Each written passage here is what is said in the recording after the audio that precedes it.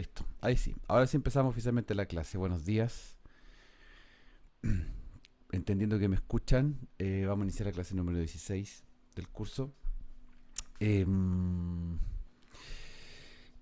Como estamos trabajando en la unidad número 2 de análisis contrastivo morfofonémico, hoy día nos corresponde realizar ejercicios y revisar información sobre la tipología lingüística, especialmente la clasificación de las lenguas. Ya. Vamos a empezar con la revisión del análisis sintáctico del Yerbal. Habíamos visto que esta lengua es una lengua australiana en peligro de extinción, con muy pocos hablantes. Ahí a la derecha arriba ustedes pueden ver la categoría en la que está, según la UNESCO. Algunos hablantes nativos actuales, dónde está ubicada la lengua. Todos estos datos son interesantes, que más bien para ubicarnos geográficamente, geopolíticamente hablando también algunas veces, y sobre todo cuando dice relación en términos de contacto lingüístico, de pertenencia a alguna familia y de poder también entender la lógica de la lengua, la naturaleza de la lengua. ¿Ya? Hay algunos sonidos especiales en la lengua que ustedes pueden haberse dado cuenta al momento de hacer el análisis de la muestra, el sampleo. Ahí están marcados. A la izquierda está la descripción de cada uno de los sonidos. Estas descripciones ustedes las pueden escuchar en el IPA, en el IPA chart, que es el lugar donde aparecen todos los sonidos lingüísticos, específicamente los fonológicos. Puedes pinchar ahí y ir a cada una de ellas. ¿Ya? Sería fantástico poder hacerlo, pero nos va a tomar mucho tiempo ir para allá, así que se los dejo como una exploración personal. ¿Ya? Es re interesante poder escuchar sonidos que uno no escucha, o a veces que son sonidos que uno cree no haberlos escuchado. Por ejemplo, la nasal velar, que es la nasal típica que nosotros pronunciamos, nasal velar, a la N. ¿Ya? ¿Ya? Y que se pronuncia, se escribe fonéticamente como está ahí. Bien, el ejercicio entonces consiste en determinar cómo son cada uno de estos componentes. Yo voy a ir desgranando el ejercicio, ya voy a ir paso a paso. Cada una de las slides que voy a mostrar a continuación tienen una especie de modelamiento del análisis, paso a paso. Entonces lo primero sería, como comentábamos en la clase anterior, sería primero revisar qué cosas son transitivas, qué cuestiones tienen que ver con el parámetro nominativo acusativo, ¿se acuerdan? Clásico. Entonces, en la transitividad, alguien realiza la acción a algo o a alguien. Cada una de estas oraciones que están en pantalla son oraciones donde aparece alguien haciendo esta actividad, de tal manera que se cumple la transitividad en este tipo de oraciones. Cuando nos acercamos a este otro tipo de oraciones, nos encontramos con la intransitividad, es decir, que alguien realiza simplemente una acción. Fíjense en cada una de ellas. Si la anterior, perdón, vuelvo atrás. Si la anterior teníamos a el hombre le pega a la mujer, yo te pego a ti, el hombre le pega a alguien, la mujer le pega al hombre, etcétera. ¿Recuerdan las analogías de pegarse? Acá tenemos acciones que se realizan de manera intransitiva. La mujer viene, la mujer va, yo vengo, tú vienes, ¿ya? Etcétera. La mujer se cae, el hombre se va, etcétera. Son acciones intransitivas. De tal manera que tenemos un primer grupo donde alguien realiza la acción de hacer algo. Ahí está marcado cada uno de los componentes, se fijan. En la número 1 ahí arriba, 1A, Barandugumbil, está la mujer identificada. Después tenemos al hombre identificado. Fíjense en cada uno de las marcas que yo puse ahí, dos destacados, que nos encontramos con distintos segmentos sintácticos que están teniendo alguna repercusión sintáctica, probablemente tal. ¿Ya? Entonces nosotros nos preguntábamos en la clase anterior, estos son casos nominativos, verbo acusativo, donde hay un sujeto y un objeto. Uno podría decir desde nuestra perspectiva tradicional, lo que estamos acostumbrados a ver, que sí, hay esta relación fundamental. Cuando seguimos y profundizamos en los otros ejercicios intransitivos, nos damos cuenta que cada una de las formas que aparecen producen algo nuevo. Evidente es que hay un sujeto que es intransitivo, pero lo nuevo es que la manera en que se manifiesta este sujeto es distinta a las oraciones transitivas. ¿Ya? Por eso era importante revisar hacer este zoom que hicimos en la clase anterior. ¿Ya?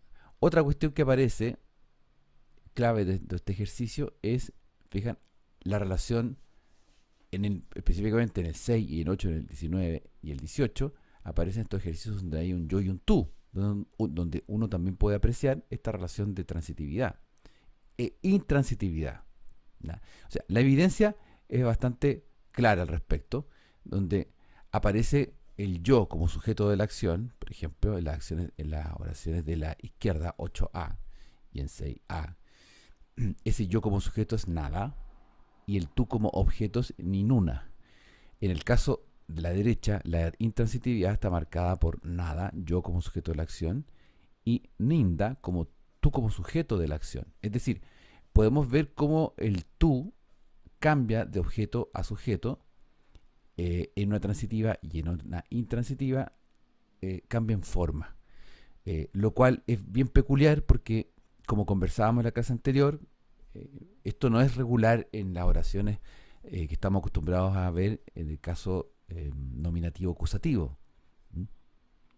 De tal manera que lo nuevo que aquí nos encontramos es que aparecen este tipo de expresiones. Alguien realiza una acción, alguien realiza la acción hacia alguien, y podemos ver que, como en el caso de esta oración de Woman is hitting the man, Bangundu Gumbiru es la mujer, el sujeto de la acción, y Balan Dugumbil es el sujeto que experimenta la acción, izquierda-derecha. Izquierda-derecha. Ahí ya nos encontramos con que se comprueba lo que conversábamos en la clase anterior, que un sistema nominativo acusativo se marca distinto a un sistema ergativo absolutivo. Y esta es una de las grandes particularidades de lenguas que, o sea, en otras palabras, es una particularidad muy frecuente en lenguas que no son propias del indoeuropeo o de lenguas romances. Son otro tipo de lenguas que son lenguas aisladas, lenguas distintas. En el caso de las lenguas australianas son lenguas aisladas por muchísimo tiempo, muchos años, siglos en su desarrollo, cientos de años. De tal manera que esto es lo nuevo dentro del componente. ¿Alguna pregunta? Coméntenme, ¿se entendió el análisis? ¿El paso a paso? Ustedes por supuesto que lo pueden revisar con más atención después, pero me interesa que así, en términos generales, así como el big picture de esto, ¿se entiende? ¿Sí? Bien, estupendo. Súper, gracias. Bien, entonces ahora sí podemos completar con las formas correspondientes y doy la palabra para que me comenten cuáles serían las formas que ustedes señalaron.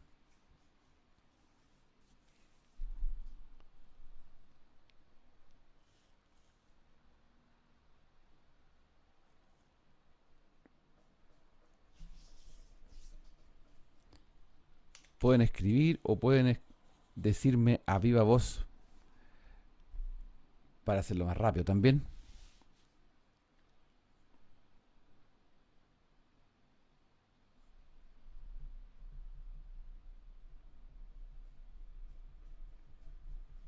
No me digan que nadie lo hizo. No puede ser.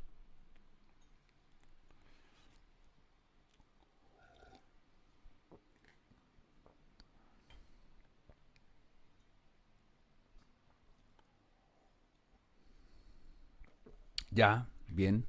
Yana Yara. Bien, Javiera, gracias. Otra más. Estaba en el número 1 arriba. Sujeto de oración. Ah, perdón, me faltó marcarlo. Ahí están las glosas. En inglés, el Yirval, the man, the woman. El sujeto de la oración transitiva en Yirval. Yanagu Gara. Ya, pero en la transitiva. Ya, miren, lo que pasa acá es que nos encontramos con segmentos. No son palabritas fijas, sino que nos encontramos con el segmento. Tanto el hombre como la mujer van a estar relacionados con dos palabras.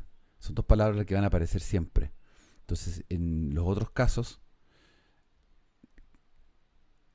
aquí por ejemplo, la diferencia, aquí debería haber una diferencia entre el sujeto de la oración transitiva del número 1 con con el objeto de la oración transitiva en el número 2.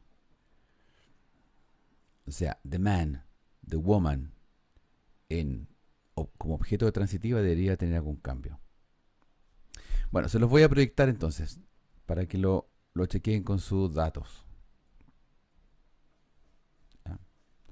Esos serían los resultados. Fijan, oraciones, segmentos de cada una de las oraciones donde la partícula que cambia, por ejemplo, fíjense en el número 1, el sujeto the man como sujeto transitivo, Bangul Yarangu, cambia a objeto de oración transitiva como Valle Yara, lo que tú mencionabas, Javiera.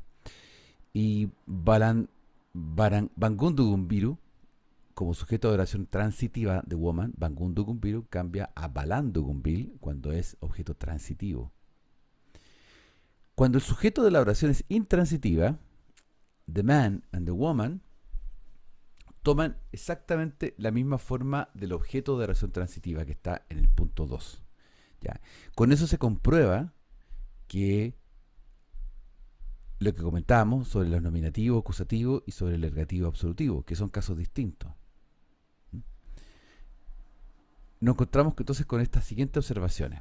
Presten atención por favor acá, porque si fueron...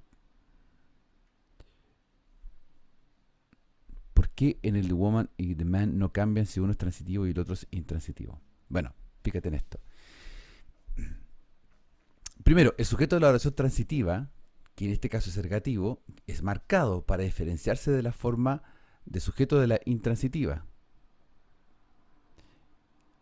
Entonces, a ver si entiendo bien la pregunta. O sea, nos encontramos con que el sujeto transitivo, ergativo, en el número 1, Bangul Yarangu, the man, ¿ya? Está marcado y se diferencia del sujeto intransitivo en el número 3, a la izquierda, de Valle Yara. El sujeto debe cambiar cuando es transitivo.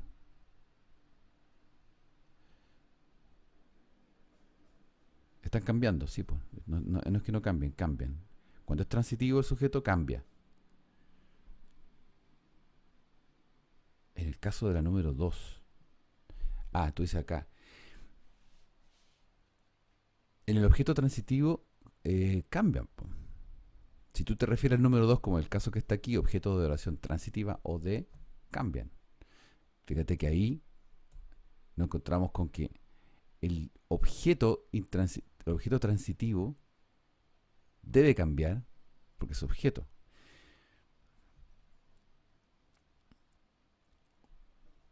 A ver, voy a terminar el análisis. El sujeto entonces de la oración transitiva ergativo debe diferenciarse del sujeto intransitivo. 1 y 3. Bangul Yarangu, the man, Valle Yara, the man. Luego, el sujeto de oración intransitiva, que es absolutivo, y el objeto de oración transitiva, que son absolutivo, caso absolutivo, se diferencian del de la función sujeto de oración transitiva, ergativo. Y es por eso que, si ustedes se fijan, tanto en el número 2 como el número 3, con solamente the man, Valle Yara es el mismo, porque son la lógica de la lengua. Se plantean lógicamente como similares. Lo que tiene que cambiar es cuando el sujeto es ergativo, cuando es el que ejecuta la acción. En el caso del número 1 arriba, Bangul Yarangu, que aparece el número 4, número 14 de la oración. Aquí yo les puse algunos ejemplos para ubicarnos, ¿no? Con cada uno de las observaciones que aparecen ahí. La conclusión es que el yerbal es lengua ergativa, distinta a las lenguas nominativo-acusativas, que son como las lenguas romances y las lenguas del indoeuropeo. No sé si por ahí se explica, Javier, el planteamiento. Porque, en definitiva, lo interesante... Ya, qué bueno, gracias, Javier. Lo interesante de esto es que, sí, puede ser un poco confuso, pero este tipo de ejercitación nos sirve, más allá que ustedes se sepan de memoria lo que es, o sea, se pueden aprender las definiciones de lo que es ergativo, absolutivo, etc. Lo importante es ver que la lógica de la sintaxis tipológica tiene también un componente cognitivo que lo hace más interesante aún. ¿Por qué algunas lenguas se manifiestan de esta manera y no de otra? Entonces fíjense que para efectos de la traducción, de la interpretación de contextos, para el análisis lingüístico, estos elementos se van superponiendo entre lenguas y por eso que incluso en el español hay ciertos resabios de este tipo de comportamientos cuando nosotros hacemos algunos cambios, algunos órdenes medio raros, medio extraños cuando hablamos. Entonces, que no lo vamos a comentar en este momento para no enredarnos más, sino que simplemente la idea es que estas son cuestiones que de alguna manera están superpuestas en las lenguas. Son distinciones que nos hacen pensar, nos hacen reconsiderar cómo enunciar una lengua. Entonces, en resumidas cuentas, este ejercicio lo que nos mostró es uno de los temas tipológicos por excelencia, que es la distinción entre las lenguas nominativo, verbo acusativo y ergativo, verbo absolutivo. ¿Ya? Yo les voy a dejar aquí un par de slides para que lo puedan revisar con más calma. El sujeto de una oración transitiva se marca de la misma manera que el sujeto de una oración intransitiva, pero el objeto de la transitiva se marca diferente. Eso es lo que ocurre en las lenguas indoeuropeas. En inglés esta diferencia se muestra en el sistema pronominal. Por ejemplo, en she, ¿ya?, se usa como sujeto tanto de transitivas como intransitivas. Her, la forma objeto acusativo del pronombre femenino de tercera persona, se usa en posición de objeto. Entonces, es por eso que uno tiene, por ejemplo, en she hit the ball, she ran, pero the fans watching her, no the fans watching she. ¿Ya? Es algo que parece muy natural, pero ¿por qué no podría ser the fans watching she? ¿Ya? No, porque de alguna manera las lenguas nominativo acusativo realizan ese planteamiento estructural. En cambio, el ergativo lo hace de manera distinta. ¿Ya? Es lo que hace la marca del sujeto. Ahí les dejo una variante del ejemplo que vimos en la clase anterior, donde está marcado el hombre, Guisona. Guisona, fíjense que está en azul lo que es absolutivo, lo que es igual, lo que no cambia, y lo que cambia está en rojo. Guisonac, el hombre. ¿Ya? Eso es lo que cambia y eso es lo que produce la diferencia del sistema. ¿Ok? Pregunta hasta acá, comentario. Se captura la idea esencial.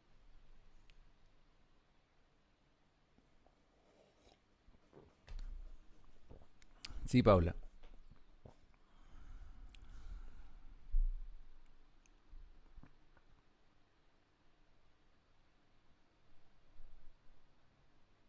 No, el caso absolutivo es la marca, es lo marcado. Es lo mismo que ocurre, es el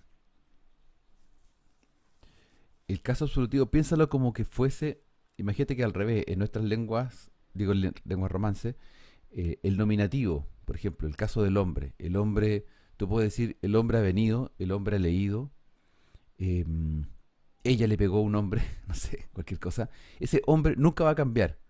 En el caso de las lenguas nominativas, puede estar en el punto como nominativo, como objeto indirecto, directo, indirecto, no va a cambiar. Le vamos a poner una preposición, pero hombre no va a cambiar nunca.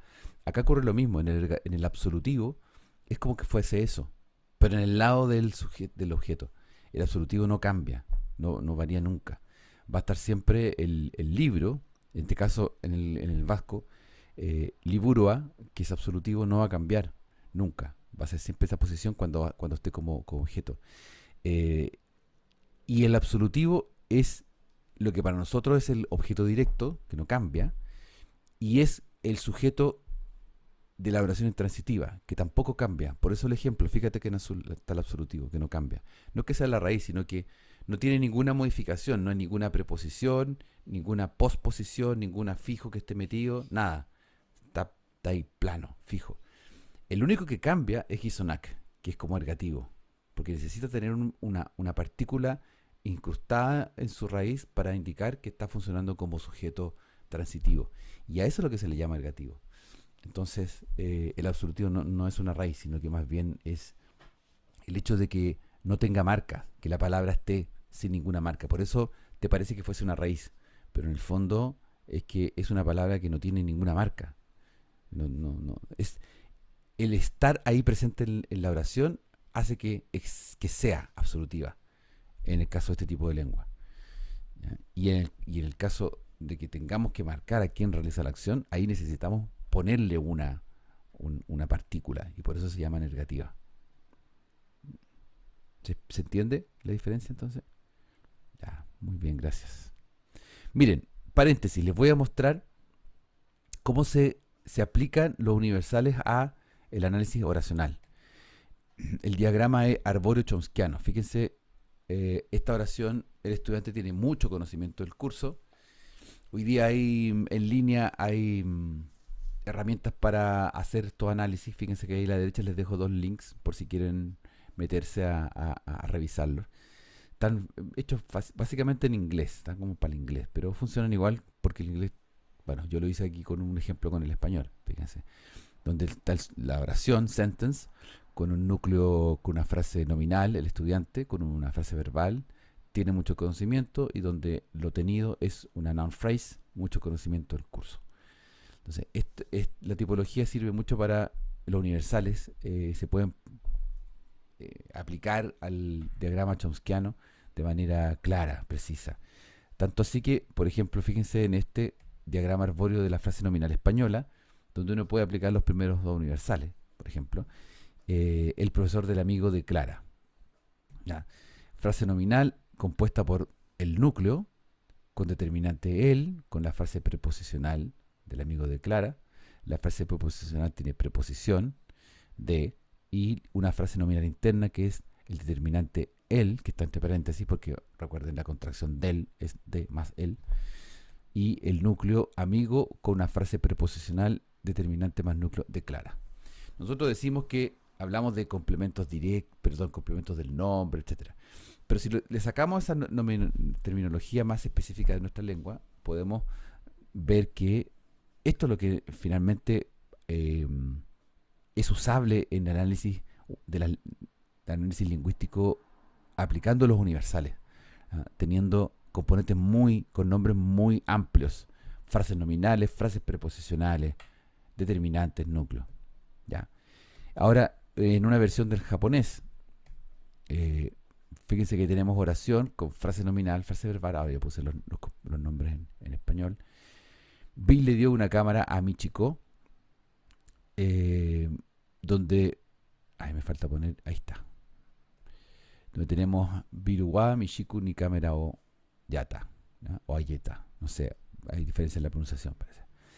Donde fíjense que al principio Biruga está el núcleo con el sufijo marcando la función de sujeto, frase nominal sujeto, y en la frase verbal predicado tenemos tanto una frase nominal 1, que es Michiku ni, y cámara o como otra frase nominal, cada una cumpliendo una función sintáctica, pero son dos frases nominales que están dentro de la frase verbal, más un verbo hacia el final. ¿Ya? Un poco como lo que vimos en el caso de los ejercicios del alemán, donde el alemán no aparecía el verbo al final o incrustado en dos partes. ¿Ya? Entonces, esto es una muestra visual de cómo se puede aplicar los universales al análisis sintáctico de lenguas. ¿Ya? Y que tiene hay muchas cuestiones que se han hecho al respecto. Bien, voy a avanzar con la tipología lingüística. A ver, ¿cómo estamos en la hora?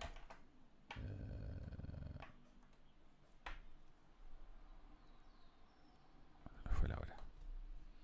Estamos... ya, avancemos entonces.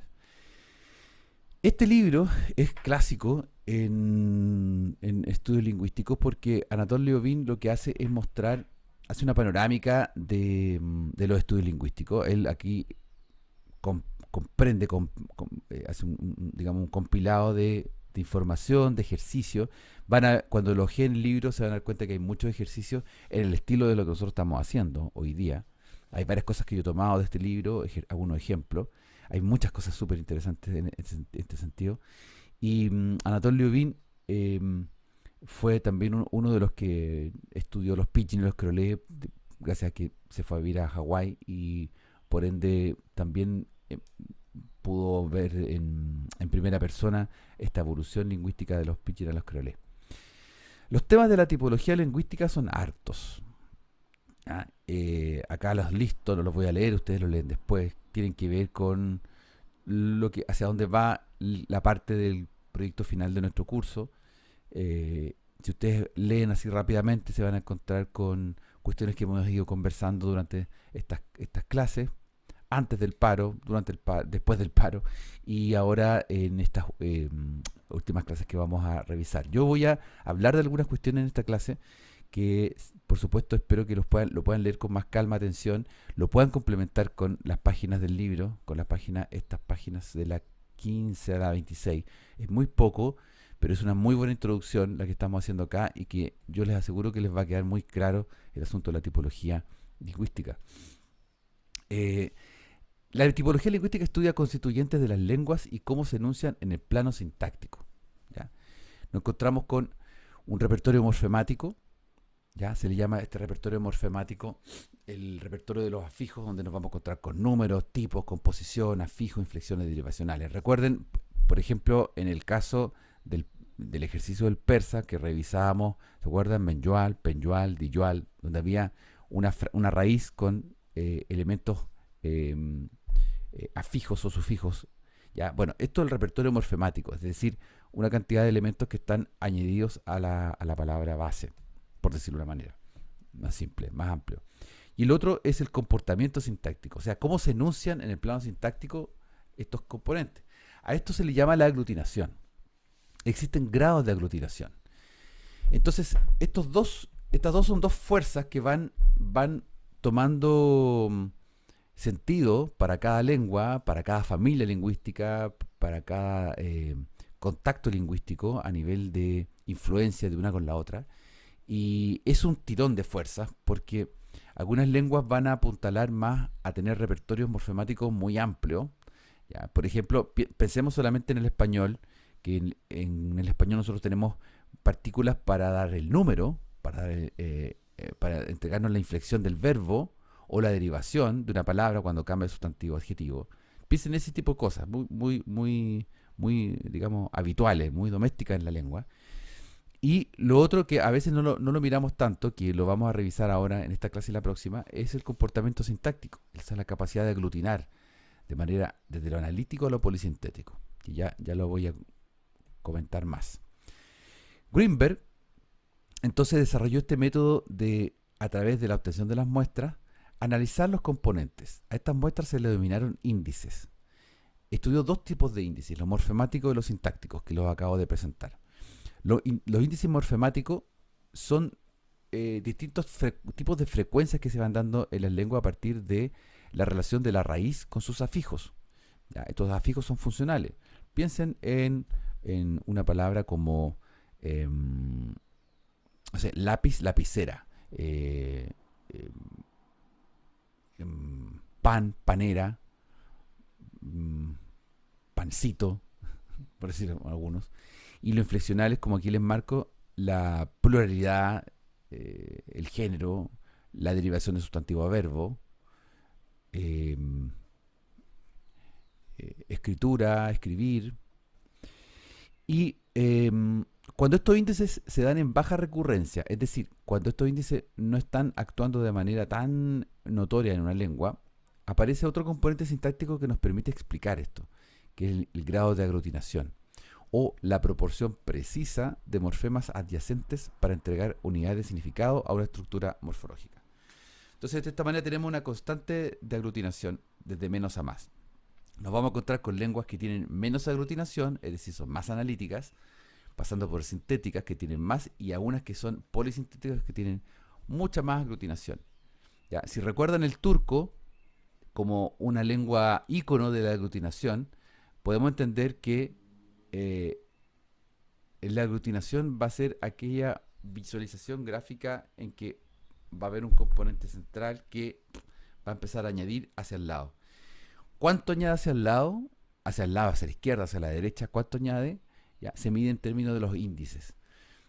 Y esos índices nos van a entregar la categoría de la lengua. Entonces, si lo pensamos desde el punto de vista netamente como estadístico, podemos encontrar tipologías de lengua a partir de la medición de estos elementos. ¿Ya? Por ejemplo, en español, ¿cuántos morfemas tiene la lapicera? ¿Cuántos morfemas tiene la lapicera? Coméntenme.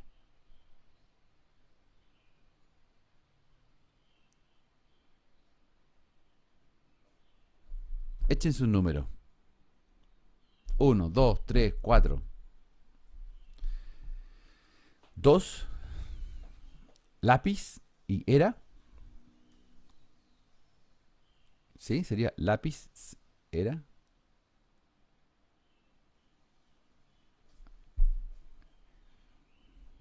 Y lapicero, si digo lapicero, tres entonces. Claro, mínimamente tengo tres. Lápiz, o a. ¿Se fijan? Ya, de eso se trata el morfema por palabra. Nosotros podemos contar los morfemas que tiene una palabra. En español es más fácil, lo hacemos rápido. Bueno, las lenguas que sabemos, que manejamos, podemos entenderlo. Cuando hay lenguas que no conocemos ni manejamos, es más difícil hacerlo, pero a veces es más fácil desde el punto de vista del estudio, del análisis, porque logramos identificar rápidamente lo que es distinto. Fíjense en la palabra desorden, así como para que rápidamente, desorden, ¿cuántos morfemas debería tener?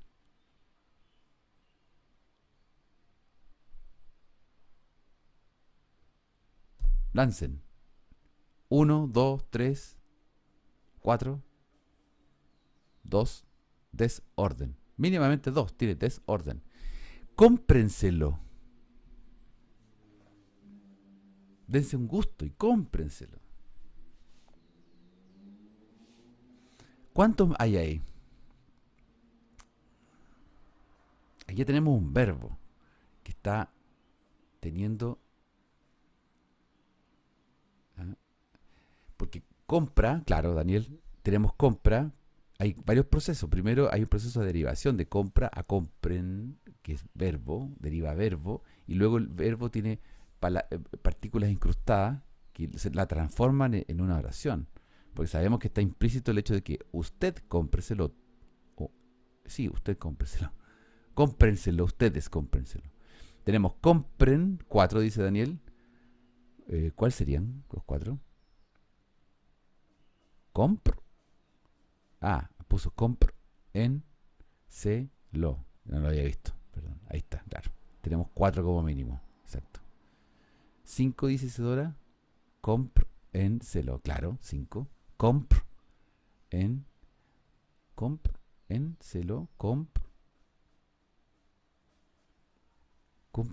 Cómprensela. Cómprenselo. Podría ser esa variante, sí. Claro. ¿Se fijan? Sí, súper. Tenemos una raíz, una base. Está la desinencia de la persona gramatical hacia quien realiza la acción. Está el pronombre reflexivo y está el pronombre objeto. Que ese pronombre objeto le podríamos buscar la variante de femenino o masculino por el objeto que estamos refiriéndonos. Perfecto. Bueno, esa es la idea. ¿Se fijan? Interpretación y así sucesivamente podríamos darnos. Estos índices se han calculado en las lenguas a partir de corpus lingüísticos. Aquí hay un ejemplo que aparece mencionado en Greenberg. El inglés tendría un 1,68, a diferencia del vietnamita, que es 1,06, y el esquimal 3,72. Eso quiere decir que nos encontramos con una gran cantidad de morfemas internamente en las lenguas. Y el esquimal tendría fíjense, un alto grado. Sería como que una palabra esquimal sería el doble o el triple de lo que nosotros habitualmente ocupamos como concepto de palabra, lo que lo hace ser altamente complejo para entenderlo para uno que no maneja ese tipo de lengua. Por lo tanto, ese número de morfemas nos va a entregar un indicador claro de la tipología.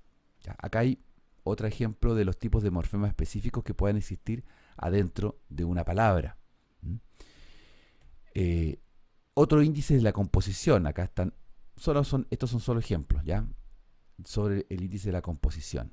Casa rodante y la relación entre los afijos inflexivos y derivacionales. ¿Ya? Los perros de la plaza versus manifestar, manifestante. Manifestar, manifestante, ahí hay derivación. Bueno, esos son los índices, en resumen. Número, tipo, composición, afijos. Okay.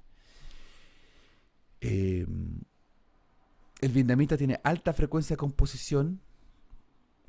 Se compone, tiene palabras que se suman, pero cero fijos. El inuit no tiene prefijos, pero produce alto morfema en la palabra hacia la derecha. El suajili tiene más prefijación que sufijación. Entonces, esto es lo interesante, que las lenguas desde el punto de vista tipológico empiezan a aparecer como, a ver si lo puedo expresar en una metáfora, como un anclaje de una raíz que tiene procesos hacia la izquierda o hacia la derecha, Y cada uno de esos procesos pueden ser de distinto tipo, dependiendo de cómo va organizando esta información. Es decir, si ponemos prefijos, por ejemplo, prefijos gramaticales siempre, o bien, como en el turco, ponemos sufijos que van a ser siempre, van a tener una función de inflexión, de función gramatical, de incorporación de una noción de verbo, de objeto, etcétera. De alguna manera, cada lengua y grupos de lengua organizan estos patrones. Eso es lo que lo hace interesante la tipología. Aquí en este momento tal vez puede parecer un poco desordenado, que cómo decirlo, pero vamos a ver que hay una manera muy didáctica de revisarlo que lo vamos a ver a continuación. El índice de aglutinación es un efecto que se da, por ejemplo, este caso es muy simbólico o muy representativo, porque en el inglés tenemos ink con, con como la manera de establecer la regla gramatical del walk-in, ¿ya? Como una manera de entregar el gerundio. Fíjate, es una regla básica de la aglutinación. La tenemos nosotros también en español. Pero hay formas irregulares, que son las que cuando uno aprende inglés nos duele la cabeza. En vez de, no decimos sleeped, sino que tenemos que decir que sleep cambia a slept. O en el caso de read, que read. Entonces uno dice, wow, ¿por qué cambia la regla? ¿Ya? Entonces, ojo, recuerden que nuestra propia lengua española o portuguesa tienen estos elementos de aglutinaciones. Entonces, la aglutinación quiere decir que no siempre hay morfemas que se adhieren a la base, al morfema de base, ¿ya? Como en el turco. Pensemos en el turco como una expresión de apertura de morfema. Hay aglutinación. De hecho, esta aglutinación tiene formas muy específicas, como estas amalgamas que se producen en el español con la funcionalidad. Por ejemplo, en duerma, ¿no? A propósito de sleep, duerma. Que ella duerma, yo duerma, ¿no? La A de duerma va a depender de la persona gramatical, va a depender si es primera, segunda, primera, tercera, qué modo es el que se está ocupando, qué tiempo. ¿Se fijan? Solamente esa A está entregando una aglutinación fuerte, que en este caso se llama amalgama. Entonces, estamos jugando entonces con estos dos elementos: el índice de morfemas que se producen al interior de una lengua, expresado en cómo la palabra se relaciona con esta, y el índice de aglutinación, es decir, cuánto aglutina una lengua para ser más económica. Y acá tenemos algunos índices que también extraídos de Greenberg. No sé si Greenberg o Liovin, se me fue. Bueno, voy a chequearlo. El esquimal arroja 0,3 por palabra, el suajili arroja 0,67 por palabra, y el inglés arroja 0,30. Es decir, la aglutinación en el caso de esquimal no es alta, es mucho más alta en suajili o en el inglés. Bien, eso sería. Vamos a verlo en ejemplos concretos para que esto se active. Ya. La clasificación entonces se simplifica para unir índices en una mirada progresiva de incorporación de morfemas. Es decir, tenemos la posibilidad de tener analítico, sintético y polisintético. Los analíticos van a tener una frecuencia de aglutinación de morfemas baja, ¿ya? Es decir, en lo analítico nos vamos a encontrar con morfemas concretos, uno con el otro, al lado. En la sintética nos vamos a encontrar con aglutinación de morfemas alta, es decir, nos vamos a encontrar con una palabra que va a tener morfemas, como en el caso del español, de pluralidad, por ejemplo, singularidad, pero hay una amalgama más fuerte, más potente. Es decir, tenemos palabras que tienen un morfema que cumple varias funciones, no separadas. Y las polisintéticas, la frecuencia es muy alta, ¿ya? Altísima la cantidad de aglutinación. Desde este punto de vista, así intuitivamente, ¿qué tipo de lengua sería el español? Solamente pensando desde la frecuencia de aglutinación. ¿Analítica, sintética o polisintética? Como sintética, dice Paula. Bien. Sería como sintética. Súper, exacto. Bien, chiquillas. Eso es. Ya, y si alguien que no lo haya entendido todavía, no se preocupen porque lo vamos a entender a continuación. Ya. Esto entonces es lo que vamos a revisar en términos de la tipología. se suman a la caracterización tipológica de las lenguas estos elementos: el repertorio morfemático, ¿ya? Eh, el número, el tipo, la composición, los afijos que existen, y el comportamiento aglutinante, si es analítico, sintético o polisintético. Esto se echa a la juguera, por decirlo de una forma, se licua y obtenemos una clasificación que, obviamente, esto se hace a partir de estudio estadístico, medición de la frecuencia y descripción de cómo se comporta la lengua. ¿Ya? Hay harto trabajo hecho ya. Fíjense, esta es la primera clasificación, la clasificación analítica por antonomasia, que tiene al chino como la lengua modelo. ¿Ya? La frecuencia de aglutinación de morfemas es baja. ¿Por qué? Porque tenemos muchos morfemas explícitos. Solamente miren los ejemplos. Estos son ejemplos extraídos de Leovín. Los pueden después revisar con mayor atención. ¿Ya? La lengua clásica analítica es el chino clásico, es un chino estandarizado. Fíjense cómo cada uno, si solo miran el ejemplo número 1, en que aparece, yo voy a leer la segunda, tercera línea. Tercera línea dice: Descend, horse, enter, chariot, middle. Y la traducción, o digamos transliteración: He got off the horse and got into the chariot. O sea, se bajó del caballo y se metió al carruaje. ¿Ya? Para expresar eso, fíjense que existen 5 logogramas chinos. Tenemos 5 fonemas: xia, ma, ru, she, zong, que claramente no se debe pronunciar así, y la transliteración fonética en la segunda línea. La cuarta está la glosa en inglés y la quinta la pseudo traducción. Con cada uno de estos elementos, con cada uno de estos ejemplos que aparecen A, B, C, D, ustedes pueden ver que es 1 a 1 prácticamente lo que pasa aquí. ¿Ya? Fíjense entonces, como un elemento, el verbo descender, xia, ¿ya? Está en el segundo, se ocupa como una posposición, algo muy raro. ¿Ya? Después tenemos en la tercera el sustantivo persona, y en la número 4 tenemos expresada una relación sujeto, complemento directo, complemento indirecto. Todo expresado con morfemas. ¿Ya? Esto hace ver que en realidad como que el chino no tiene afijos reales, son como morfemas raíces. ¿Ya? No hay variantes alomórficas, como en inglés chill, children, en el español in, im, en la negación. Innombrable, imposible. ¿Ya? No existe esos elementos, como que los morfemas están ahí. Debo aprenderme un repertorio de morfemas específico para hablar. Eso es la lengua analítica por antonomasia, ¿ya? O sea, la lengua clásica. Luego tenemos el tipo 2, que es la lengua sintética, la aglutinante, el turco. ¿Ya? Este es un ejemplo de análisis descriptivo directo de Leovín, en que presenta la primera oración. ¿Ya? Arriba está la oración. A se lee Koyunden, Shikmanis, Koilumbu, Meseleleleri, Analermi, donde está desglosado Koi, In, Den. ¿Ya? Tres palabras, tres elementos: village, call, in, tercera posesivo, den, ablativo. ¿Ya? Después chunk, com, ma, negación, munch, participio, call, the, village, inhabitant. Bu, sigue la oración abajo, ¿se fijan?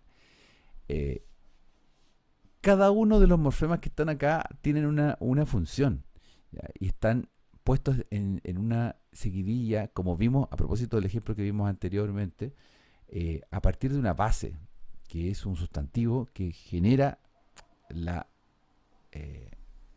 incrustación de los componentes, la adhesión de estos componentes a la derecha, por decir de una forma descriptiva. Nos encontramos entonces con secuencias largas de morfemas, una raíz seguida de muchos sufijos. Cada morfema lleva un significado: número, caso, tiempo, aspecto, persona. ¿Ya? Y hay ausencia de los llamados portmanteaux, que son las palabras combinadas que se producen por dos combinaciones, como en el caso ahí de smoke con fog, block, que es web block, animatronics, animation, electronic. ¿Ya? Esos elementos entonces no existen, sino que acá lo que tenemos es, fijan, ahí están marcadas las unidades de análisis. La primera línea va a ser siempre la transcripción fonética, y la segunda línea va a ser la transliteración lingüística. Después tenemos la gran la oración en su traducción, does the villager who has not left his village understand these problems? Y hacia abajo aparece cada uno de los escritores. La frecuencia de aglutinación de los morfemas es alta. ¿Mm?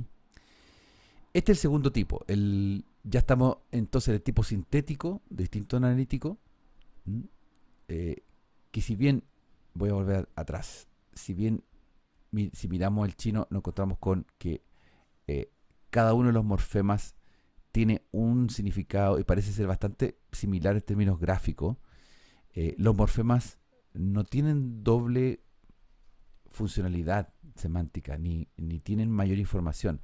Acá el aglutinado turco ya es sintético porque a pesar de que tenemos distintos morfemas hacia la derecha para entregarnos la información, estos pueden tener más de un elemento significativo, pueden llevar en sí una carga de significación. El chino con el turco. El chino sería el analítico típico, el turco es el aglutinante típico. El tercer tipo es el latino, o llamado fusional, sintético, inflexivo, tiene esos tres nombres. ¿Por qué? Porque en una oración como filius, patrem, amat, cada uno de los componentes, hijo, padre, amor, tiene una marca de caso que tiene una información triple. Hijo tiene información de nominativo singular, masculino, y padre tiene la información también de mismo y amor. También, tercera persona singular de indicativo. ¿Ya? Entonces, eso es una carga sintética profunda. No hay muchos afijos, sino que lo que hay es fusión de elementos. Está el género masculino, el caso nominativo o sujeto, el número singular. ¿Ya? Son inflexivos. La frecuencia de aglutinación de morfema es moderada. No hay tanto morfema, sino que poco, pero bien ocupado. ¿Ya? Bien. Y el cuarto tipo clásico es el esquimo o esquimal, que es una polisintética incorporante. ¿Ya? En este caso, fíjense, ahí yo les marco las palabras. Cada una de las palabras tiene un montón de información y lo hace ser un tipo de lengua que se expande demasiado con todos estos componentes,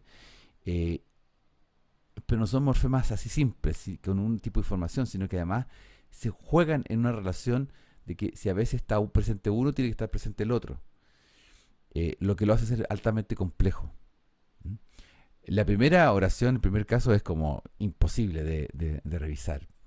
El segundo ya puede ser un poquito más visible. ¿Mm? Lo que tienen las polisintéticas, que lo vamos a ver en otra clase, es que, muy brevemente también, la incorporación de sustantivos, incorporación de elementos dentro del sustantivo. Es decir, si hay una palabra en particular, como supongamos que tenemos una raíz y tenemos un verbo, tanto al sustantivo como al verbo se le van a incorporar elementos que tradicionalmente uno le incorpora solo al verbo. ¿Cierto? En español uno incorpora al verbo el tiempo, la persona, el número. Al sustantivo uno le incorpora la coordinación con eso, pero el sustantivo no tiene la noción de tiempo como la tiene el verbo. ¿Ya? En este caso, en las polisintéticas ocurre algo de esa naturaleza, que se incorporan tanto en el sustantivo como en el verbo los mismos componentes. Y eso hace que se genere una alta complejidad en el manejo de los morfemas. Por eso son polisintéticas, porque hay mucho procesamiento de síntesis dentro de cada uno de los dos ejes fundamentales, del sustantivo y del verbo.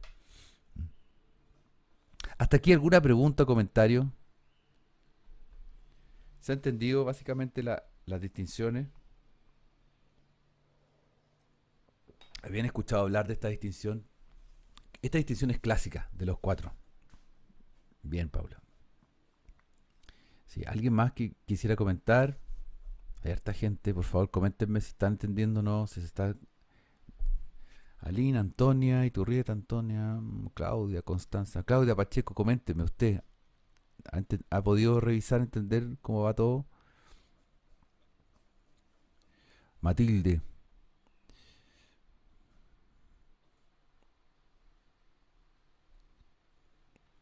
Francisco Reyes, Esteban Pinto. ¿Cómo van? ¿Se entiende?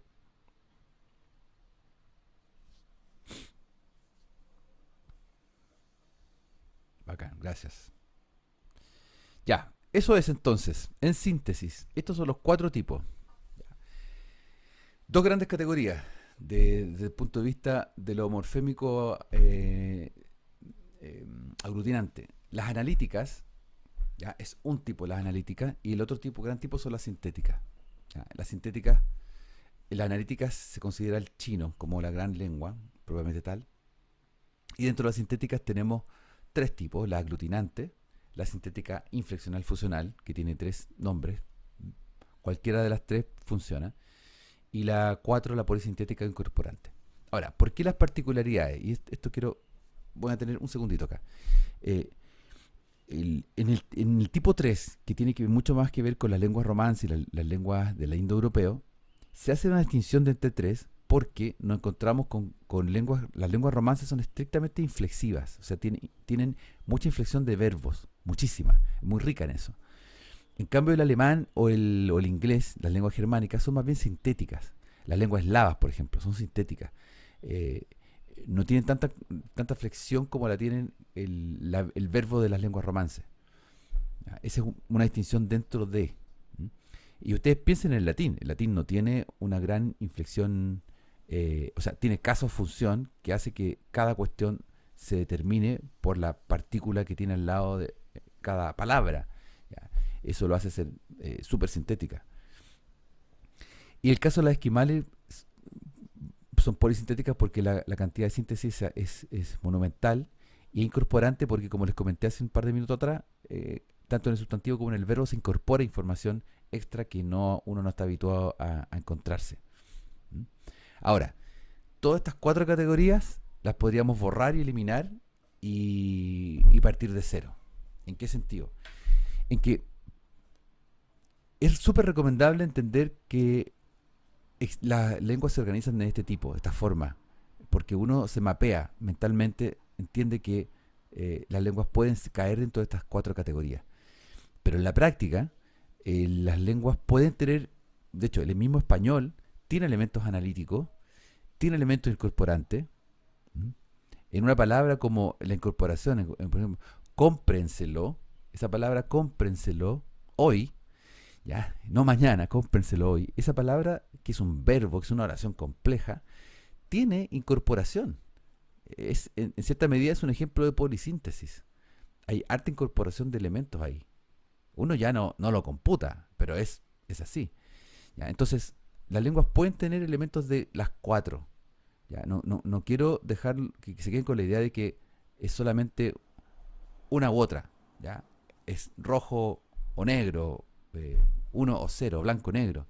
Las lenguas sabemos que no son así. Pero esto nos permite ordenarnos mentalmente para poder ir hacia adelante. Bien, con respecto al ejercicio de análisis morfofonémico del persa moderno formal. El persa es una lengua bien especial porque tiene elementos del kurdo y del árabe. Digamos, por la hegemonía del árabe y por el contacto lingüístico con el kurdo. La hace ser muy especial. Este listado de 18 oraciones es un poquito más complejo que el primer listado que vimos y tiene ciertas particularidades. Por favor, ¿podrían comentarme qué les pareció realizar este ejercicio?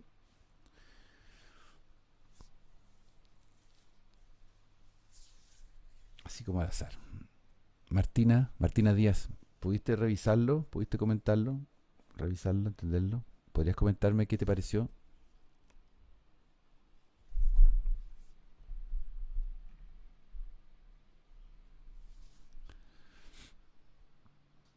Ok, Claudia, muy bien. Que estés preocupada. Bien. Sí, no lo revisaste. Javier, lo revisaste un poco más fácil porque igual me pude apoyar. Sí, obviamente. Sí. Es más complejo desde el punto de vista sintáctico porque hay más información, pero es más sencillo si yo no lo parto desde cero, como el caso tuyo, Javier. Sí. Bien, claro, porque tenemos elementos. Por ejemplo, si vemos solamente las tres primeras oraciones, tenemos Shoma, Maen, tenemos Ketab, tenemos en la 3 tenemos Mihanaem, en la 2 tenemos Naputaem. Se entiende que Naputaem tiene que ser distinto a Mihanaem porque Mihanaem tiene que ver con leer y Naputaem tendrá que ver con el verbo ser y ser malo. Yo no soy malo, entonces tendrá que ver con eso. Ya, Noelia dice que tiene algunas dudas. Coméntenme,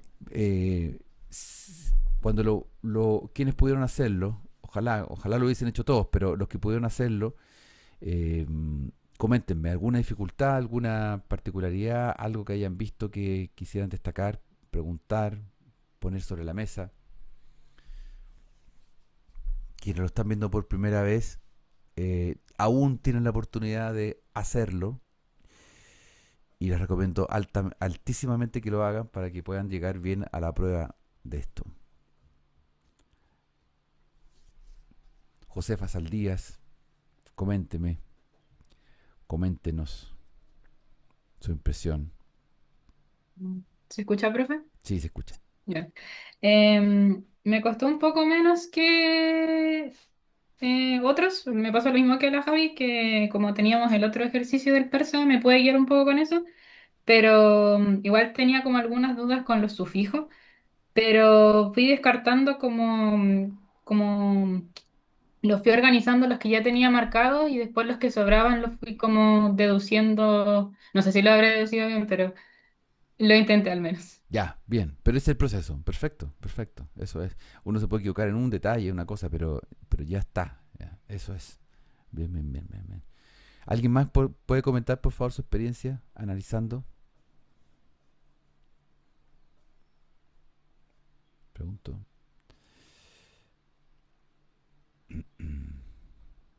Cristel, ¿pudo? Pablo dice me costó menos que el anterior.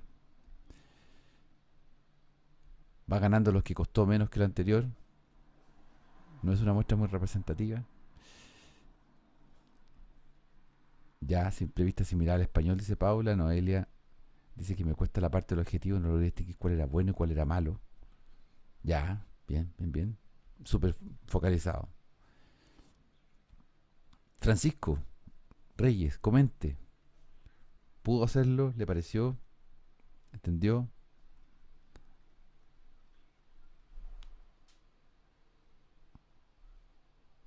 No lo hiciste. Ya. Constanza Fuentes, comente. ¿Lo pudo hacer? ¿Revisó?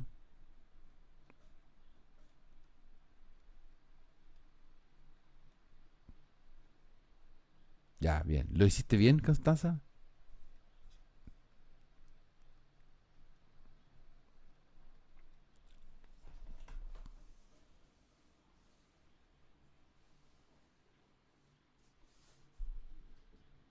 Ya, te costó el verbo ver porque cambia mucho en las últimas oraciones. Perfecto. Súper. Justamente el verbo ver tiene un cierto problema. O digamos alguna distinción. Bueno, el ejercicio tiene elementos muy similares a un análisis lingüístico del español, porque es una lengua indoeuropea. Hay muchas similitudes en torno a eso. Hicimos el primero, que nos ayuda también a entender la lógica de los pronombres, de los verbos. Yo creo que si hicimos el primero, en el segundo todos nos dimos cuenta dónde estaban los verbos, ¿cierto? Eh, Cada una de las formas verbales está estructurada con harta información, como en el español. En la primera, Budit, segunda, Naputaem, en la tercera, Mihanaem, en la 4 está Bud, en la 5 está Mihanaem, en la 6 está Hand, en la 7 está Bud, Hup, en la 6 Mihanit, etcétera. O sea, los verbos se notan claramente ya, porque ya están distinguidos con respecto a los pronombres y a otras partículas. Lo interesante es que se añaden ciertas partículas nuevas. Por ejemplo, en el número 1, where, o sea, dónde. Ahí estamos trabajando con preguntas, where, con negaciones, I wasn't bad. Luego, más abajo, la pregunta en la 8, are you reading the book? Después, en la 10, my wife doesn't read the book. There. Tenemos there, tenemos adverbio. There, que aparece. En la número 15, I didn't See him, aparece el verbo ver en una relación de yo hacia el otro, con objetos, con pronombre de objeto directo, him. ¿Ya? Eh, en fin, palabras nuevas como bread. Ya, eso es. En justicia al tiempo y pensando en que la mayoría de ustedes lo pudo haber realizado o haber estado trabajando con ello, vamos entonces a revisar pronombres, sustantivos, verbos, sus fijos, adjetivos y adverbios. ¿Alguien podría comentar cuáles son todos los pronombres, decirlos a viva voz para hacerlo más rápido? ¿Cuáles son los pronombres que aparecen acá en esta muestra?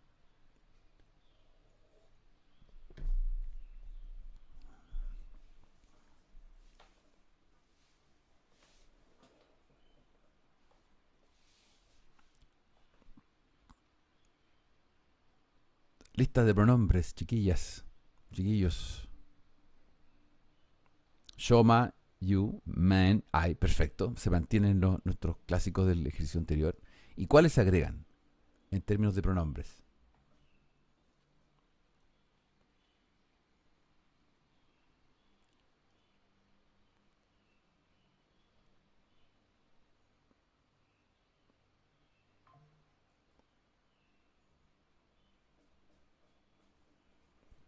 Anzaen, ya. That woman, ya. Que no es pronombre, pero aparece una categoría de tercera persona gramatical. U, bien, aparece el U para she, perfecto. Y para him, ya. Lo más probable es que el U, al igual que se acuerda que en el ejercicio anterior, Shoma, Shomara, aparecía Shoma, Shomara cuando era Shoma sujeto y Shomara cuando era objeto, lo más probable es que U aparezca como pronombre inicial sujeto U para she, en el caso de la 16, y aparezca como U sujeto cuando en el caso de lo visto, como en el 15, Ura. Sí, him, Ura. Ya, sí.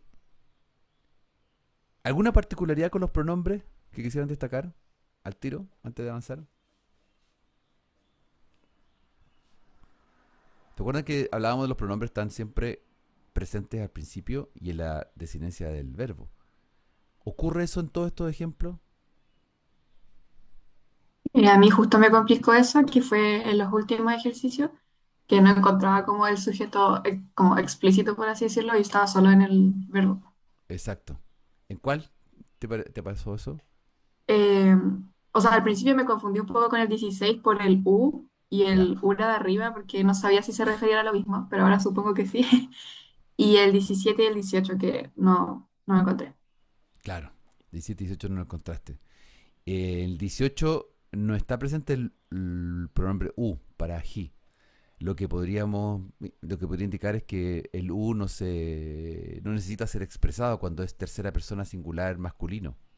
¿Ah? Qué lengua más machista, ¿ah? ¿Entiendes? Dado por sentado que lo masculino está presente sí o sí. ¿Ya? Alguien podría interpretarlo así. Ya, bien. Bien, bien, bien, bien, bien. Vamos a ver el estado de cosas, de elementos que hay. Ya, vamos con eso mejor. Ah, bueno, acá están las otras cuestiones que había que hacer, las otras tareas de la expresión traducir al español y traducir al persa. Lo interesante de la traducción al español en la letra B es que lo que está haciendo seguir mucho lo que ocurre en el número 10. Fíjense el número 10. Bueno, el número 4 que destacó ahí, 4, That woman was bad. Ese tipo de estructura, donde se habla de alguien. El número 10, My wife doesn't read the book there, también. Ese tipo de oraciones es la que estamos tratando de ahora de traducir al español desde el persa. O traducir al persa aprovechando que hay está expresada la forma de la pregunta, do you have her bread? Y tenemos palabras nuevas. Entonces, en do you have her bread estamos obviamente jugando con la partícula de interrogativa, el pronombre, el verbo tener, que tiene sus particularidades, con el objeto pronominal her perdón, her como posesivo del indicador de posesivo del pan, bread. Ya. y lo inusual que tendría el verbo ver y lo inusual irregular que sería el verbo tener. Ya, voy a mostrarles los resultados entonces. Acá nos encontramos con los pronombres que existen, que como mencionábamos, el tercera singular masculino está vacío, el u es para she y el ra es la partícula de objeto, cuando es función objeto. En sustantivos tenemos Kitab, Maert, Sein. Sein Maen es la forma en que se dice la mujer de mí, entre comillas. O sea, el sustantivo, en este caso Sein, que es Zaene, para hacerlo como complemento del nombre, Zaene, como posesivo, Maen. Zaene, la mujer de mí. Yo, Maen es yo, en este caso es mí. Queda tarzanado, pero se entiende que no es la traducción, sino que es la manera como se expresa.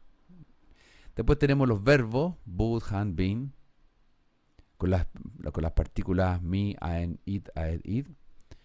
Ya, primera y segunda persona, la desinencia de los verbos, que ya las conocemos. La tercera persona no tiene desinencia verbal en algunos casos. Y los adjetivos, que son adjetivos, los primeros adjetivos demostrativos, an, in, esa, ese, in, este, esta. Y los adjetivos calificativos, bad, que es malo, mala, y hub, bueno, buena. Ya.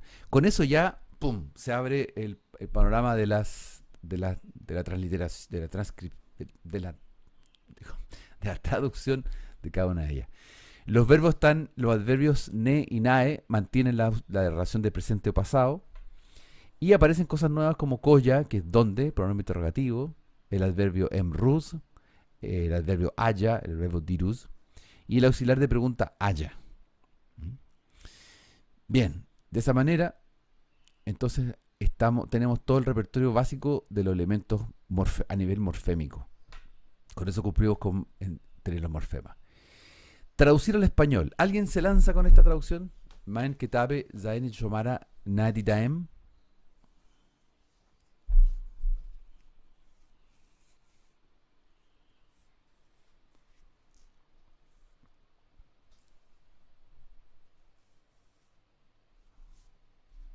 Yo no vi el libro de tu esposa. Claro. ¿Podría Javiera desglosar cada uno de los componentes? ¿Cómo lo analizaste? Profe, ¿se me escucha? Sí. Ya, fantástico.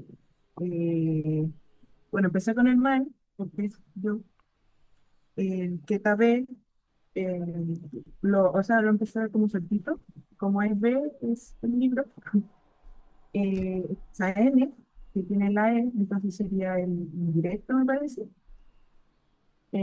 Somara, que es como el tuyo, entonces el da sería como el objeto, ¿no?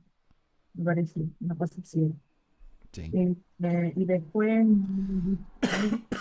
el NAE, que es el del negativo, el DIP de como mirar, me parece que era, y el AM que es mío, o sea, soy yo, soy yo.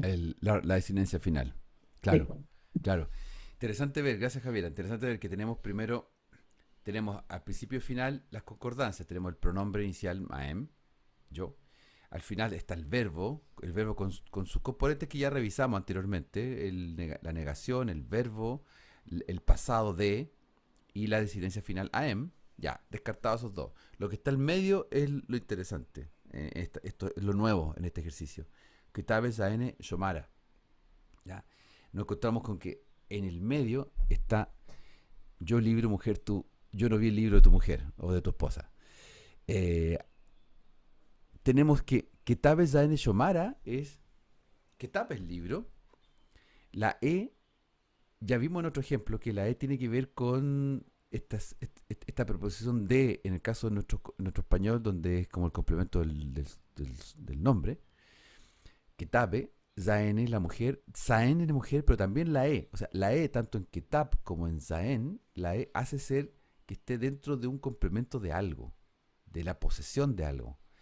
Y el Shomara es el hecho que sea el tú, pero en posición de objeto, porque la RA es la partícula, el sufijo que entrega la noción funcional de ser objeto directo.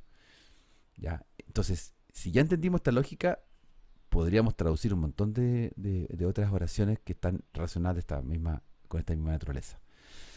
Luego traducir al persa, do you have her bread? Que es algo así como, ¿tienes su pan? ¿Tienes el pan de ella? Es como, por ahí hay que agarrarla. ¿Quién tiene esta otra que podría compartirla?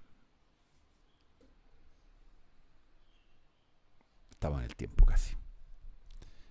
Vamos a cerrar por aquí. ¿Alguien la tiene?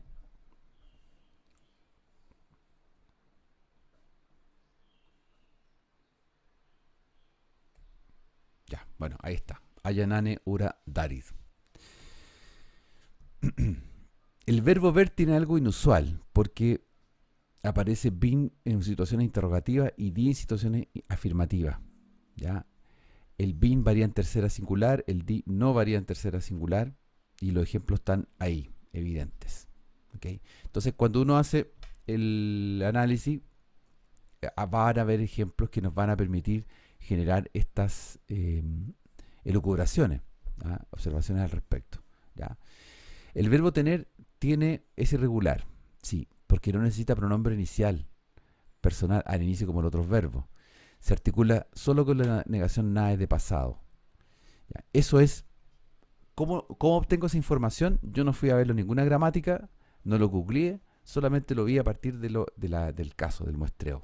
¿Ya? Eso es lo que vamos a hacer también en la evaluación, en la prueba, que es que ustedes puedan realizar afirmaciones, observaciones a partir de la información que obtenemos acá. Bien. Qué bueno que los que lo hicieron, qué bueno, los que no lo hicieron, pucha, qué lástima, pero igual tienen las claves, así que si quieren pueden no mirar esto y hacerlo, les recomiendo altamente que lo hagan. Y ahora les voy a dejar 2 ejercicios de tarea, aparte de la lectura, porfa, que tienen que leer lo de Leo bien para que les quede un poquito más claro la idea de las tipologías, no se queden con lo que yo les planteé. El Lakota es una lengua. Vamos a ver 2 lenguas distintas, de distintas partes del mundo, porque estamos estudiando tipología, por lo tanto no nos interesa el parentesco familiar. La Lakota es una lengua que pertenece a la familia Swan, de lenguas nativas. Ahí está en el mapa ubicado básicamente en North Dakota, South Dakota, por ahí está ubicado el Lakota. Lakota y Dakota son 2 lenguas que pertenecen a la misma familia. Lakota es una de las lenguas más famosas en este sentido. Y Lakota tiene una particularidad, que nos vamos a encontrar con muchos elementos.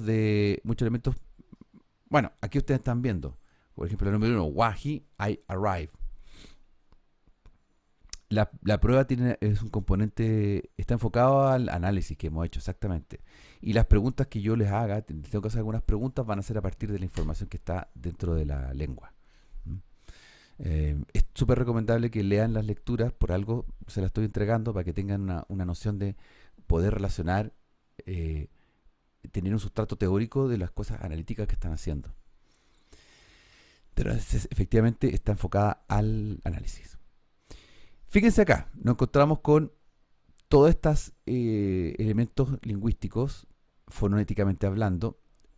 Wahi, chi, uk, upi. Las comillas es una ¿cómo se llama? Es una palatalización. El símbolo como de interrogativo es upi, upi, es una glotal. Y la U con una cosita arriba es una nasal. Upi, Gili, Rachipi, Waku. En fin. No es una clase de fonología Lakota. Fíjense que hay 2 nosotros. Un we 1, you and I, y un we 2, que es she, he, and I, or several of us, more than 2. Bien, ¿qué hay que hacer aquí? Busquen las raíces de los verbos y los marcadores de concordancia. Porque me refiero con marcadores de concordancia porque aquí hay pronombres. ¿Podría ser un pronombre, una desinencia? No lo sé. Véanlo. ¿Ya? Esa es la idea. Revísenlo, explórenlo. Ese es un ejercicio. Al principio puede que si han venido trabajando van a avanzar más o menos rápido. Si es primera vez, tal vez se dan un par de vueltas, pero van a lograrlo porque la evidencia está ahí. ¿ya? Y las observaciones que van a tener y van a contar después, van a decir si lo encontraron entretenido, interesante, nuevo. Y luego tenemos otro clásico del análisis lingüístico que es famosísimo, el Swahili, que es una lengua que fue ocupada como lengua franca en África por mucho, sigue hasta el momento, una de las lenguas que más se habla en África y más famosa. No sé si que sea más que se hable, sino que es muy famosa, porque además no es tan difícil de aprender, según dicen. Acá tenemos eh, cada una de las palabras que son bastante complejas, porque dentro de hay una amalgama de cosas. Fíjense la primera palabra oración, aliwandika, que significa he, she, wrote, you, plural. Ninakuyua, I know you. Entonces, aquí nos vamos a encontrar con que hay que marcar qué son los pronombres, qué son los verbos. Hay objetos, fijan, hay objetos, pronombre, objeto en cada una de ellas, de tal forma que el análisis va a ser bien interesante. Sujetos del Swahili, objetos del Swahili y los tiempos del Swahili, presente, futuro, pasado, presente. Entonces, para eso, para poder obtener esta información, necesitamos rayar todo eso, marcarlo, aislar y ver qué es lo que hay. Bien, pues eso sería todo por hoy. ¿Alguna pregunta, comentario final?